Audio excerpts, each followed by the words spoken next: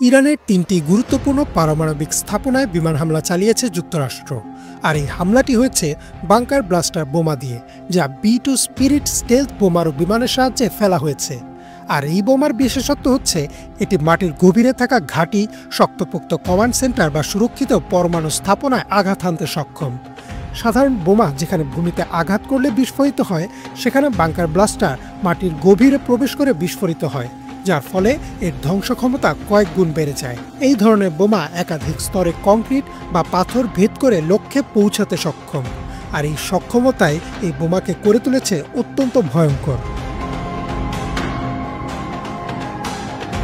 Bunker blaster সাধারণত দুটি প্রযুক্তিতে তৈরি হয়। এক ধরনের বোমা থাকে বিশেষ ধাতব মাথাযুক্ত, যা ভূগর্ভে ঢুকে পড়ে বিস্ফোরিত হয়।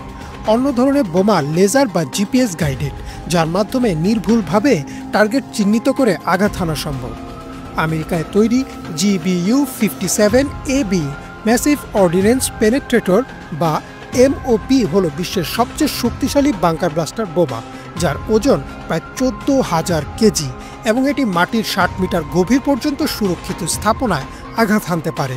আর এমন 12টি বোমাই ইরানে ব্যবহার করেছে যুক্তরাষ্ট্র। এই বোমাগুলো সাধারণত আমেরিকার অত্যাধুনিক B-2 স্পিরিট স্টেলথ বিমান থেকে ফেলা হয়। B-2 বোমার হলো এক ধরনের স্টেলথ বিমান, অর্থাৎ এটি শত্রুর রাডারে ধরা পড়ে না। বিমানটির দাম প্রায় $21 বিলিয়ন, যা বাংলাদেশি টাকায় প্রায় 23,000 কোটি টাকার বেশি। বিমানের পুরো গঠন এমনভাবে তৈরি যাতে এটি রাডার বা প্রতিরক্ষা সিস্টেমের চোখ ফাঁকি দিয়ে শত্রুর ভূখণ্ডে ঢুকে আঘাত হানতে পারে।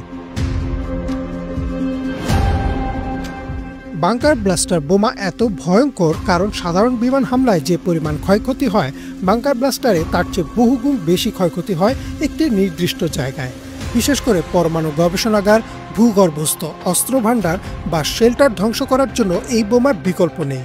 বর্তমানে যুক্তরাষ্ট্র ছাড়াও ইসরায়েল, রাশিয়া, চীন এবং যুক্তরাজ্য এই ধরনের বোমা তৈরি ও ব্যবহার করে থাকে। তবে শুধুমাত্র যুক্তরাষ্ট্রের কাছে থাকা B-2 স্টেলথ বোমারু বিমান ও বাংকার ব্লাস্টারের সমন্বয় একে করে তুলেছে আরও বেশি ভয়ঙ্কর। ইরানে যুক্তরাষ্ট্রের হামলার পর প্রেসিডেন্ট ডোনাল্ড ট্রাম্প বলেন, এই 3টি স্থাপনায় আঘাত হানা সবচেয়ে কঠিন ছিল, কিন্তু তবুও মার্কিন সামরিক বাহিনী তা সফলভাবে করতে পেরেছে এবং ইরান যদি শান্তির পথে না আসে তাহলে আরও বেশ কিছু জায়গায় হামলা চালানোর হুঁশিয়ারিও দেন ট্রাম্প। অন্যদিকে ইরান দাবি করছে এই হামলায় তাদের খুব একটা ক্ষতি হয়নি, কারণ তারা আগেই গুরুত্বপূর্ণ জিনিসগুলো সরিয়ে নিয়েছিল এবং যুক্তরাষ্ট্রের হামলার জবাবে ইরান আবারও ইসরায়েলে ক্ষেপণাস্ত্র হামলা শুরু করেছে। ইমরান মাহমুদ, বাংলা ভিশন।